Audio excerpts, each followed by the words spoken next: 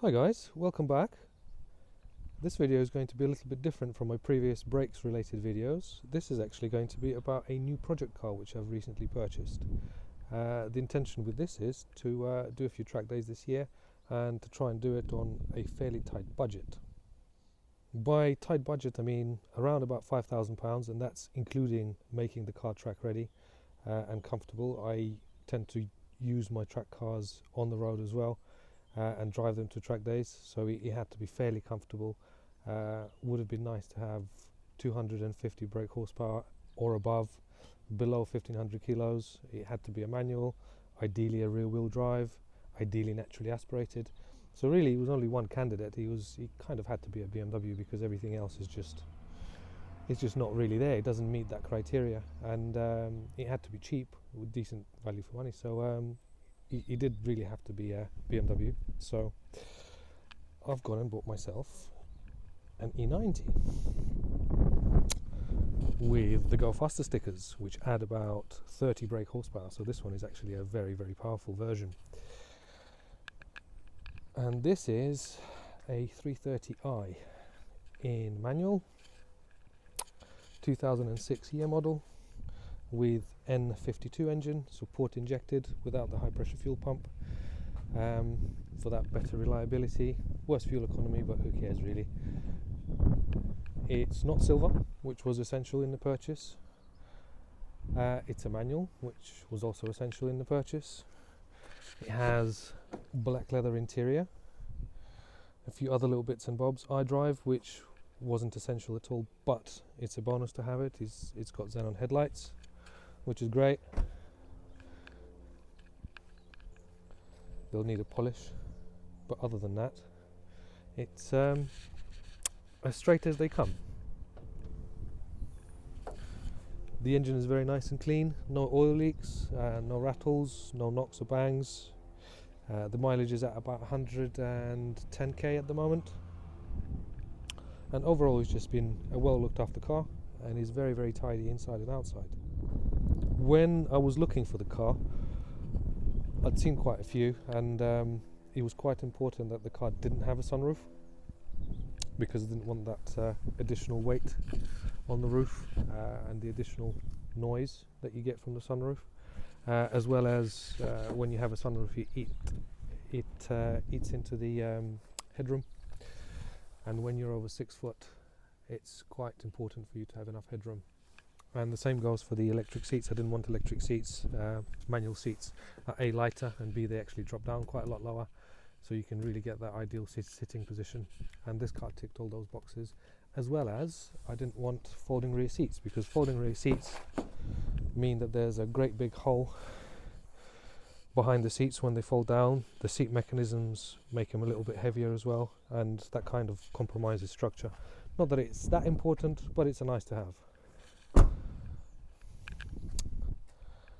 Right, so the previous owner had put in the M Sport seats into it. It's an SE model to start with, but the M Sport seats were added in at some point. The bonus is that they're heated, which is great, and they work. They also have inflatable bolsters, which is super handy. You can really get the decent sitting position, and it's just a really nice touch to have. Other than that, the car's fairly unmodified. Let's finish with the interior. So the previous owner had also replaced the steering wheel with an M Sport steering wheel and the gear knob with an M Sport one. However, they're in shocking condition. I don't think you can save that and that. And overall, the car just needs a really, really, really good clean. So there are things like vent adjusters missing. There's a lot of gummy stuff around to where the buttons were. Ugh. It's going to take some cleaning, but overall it's not too bad. It's a little diamond in the rough that with a bit of TLC will come up just fine, I think. It's still got the grey roof lining, which I'm planning to replace with anthracite M Sport 1. A few other little bits and bobs on the inside that will do. And I've just noticed that it's got these chrome things that are not there from the factory. They've just been stuck on, so they'll be going. for sure, as well as those hideous stickers on the bonnet and those M3 wheels. Now, they're not too bad of a wheel, to be fair. They're actually forged 19-inch genuine E46 M3 wheels, but for what I'm going to use the car for, ideally you want 17s, not 19s, and you want some grippier tyres to go on the front and on the back.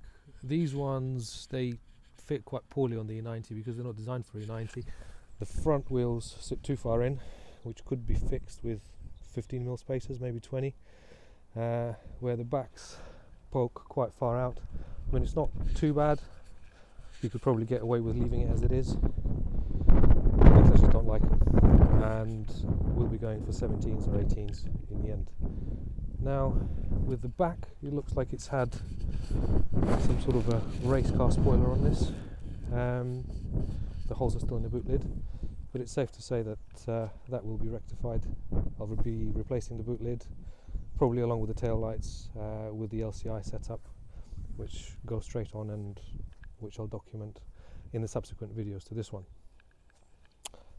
Overall, it's actually a very clean car. On the outside, it's got a few little dings and dents, but it has absolutely no rust. Now, E90s are quite prone to rusting on here, and on the little braces between the rear subframe and the body. But this one actually has absolutely no rust whatsoever. Nothing on the doors, nothing on the front wings. Absolutely clean on the underneath. The rear subframe is actually very clean. The diff doesn't have any leaks. I mean, leaking BMWs is kind of a given thing, and as you can tell by the state of my driveway, it's a bit of a passion of mine, having old leaking BMWs. But anyway, I digress. This one doesn't actually have any leaks. And if we have a look underneath, somebody had done an exhaust modification, so it sounds a bit beefier, but that's nowhere near acceptable, so I'll be replacing that.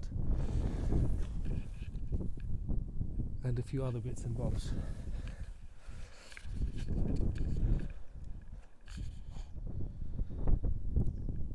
The engine itself is actually very, very good. The gearbox is good, clutch and flywheel seem very nice and quiet. So the plan is to do brakes, suspension, wheels and tyres, and then to make it look pretty, and all of that should really fit within the 5k budget which I've set for this build for this year, and then we'll see. The previous owner had actually replaced the brakes on the front and on the rear. It looks like he's gone with EBC green stuff pads. They're great because they produce low dust if you're using them on the road, and they're not too bad for bite, but they're terrible for track use. They'll overheat within about a lap, so it's safe to say we'll be replacing them. It looks like it's got some shadow line bits on it as well. It's got the glossy trim around here and around here, but for some reason not on the uprights. So it's quite interesting what's happened there. The mirror base plates look glossy, like part of the shadow line as well as these, because usually on SE models these are matte black rather than gloss black. So perhaps it's had a few shadow line M Sport bits put onto it, which are different from the factory. But it'd be nice to make these gloss as well, get them to match the rest of the car, which I might do in the near future if we have any funds left over in the kitty. The headlights can do with the polish, but other than that they're really, really good. They work well, the visibility is great, AC works. We'll probably replace the air filter for a performance one, give it a good service, do plugs, proper oil, proper filters, and it should be good to go. Suspension wise, it's not too bad. We might go with E9X M3 front control arms. I think I'm probably going to go with a B12 iBack kit, so Bilstein dampers and iBack Pro springs with new top mounts all round. Brakes wise, we'll probably go for the 4 pots on the front, the F20 F30 setup with some decent pads and 2-piece discs, and on the back we might just replace the pads for the time being with some braided lines and some proper brake fluid. The car actually came with a bonus which will be going in the bin. Look at that. What a lovely setup. Safe to say that that's going to be going in a bin at the nearest opportunity, along with those stickers off the bottom.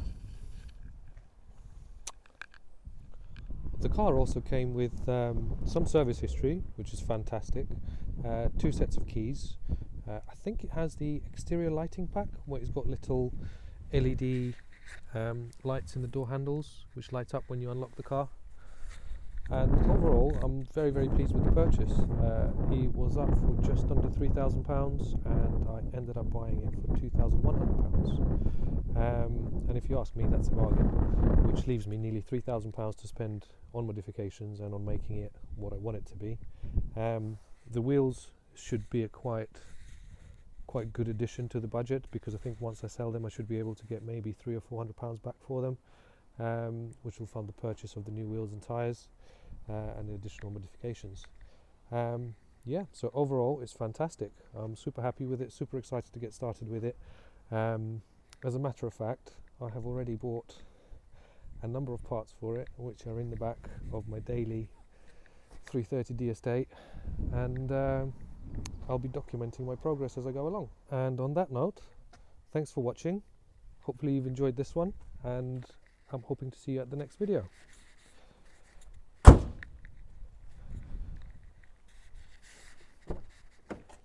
Out of the car.